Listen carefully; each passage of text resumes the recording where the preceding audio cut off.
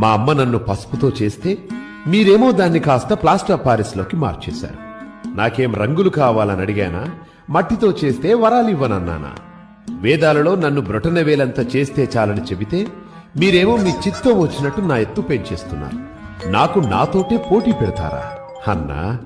ఒక్క అడుగుతో మొదలై 60 అడుగులకు చేర్చేశాను. ఒకరిని చూసి ఒకరలా నా ఎత్తు పెంచేస్తుంటే దాన్ని భక్తనుకోవాలా లేక వేలం వెర్రనుకోవాలా? ఎత్తు ఎంతన్నది కాదయ్యా, భక్తి ఎంతన్నది ముఖ్యం.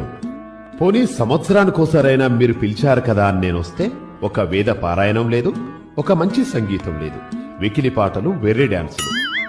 అది నా పెద్ద చెవులే హోరెత్తిపోయేలా. అవును, నాకు లడ్డూలిష్టమని ఎవరయ్యా చెప్పారు? నేను ఉండ్రాళ్ళకి బ్రాండ్ అంబాసిడర్ని కదా.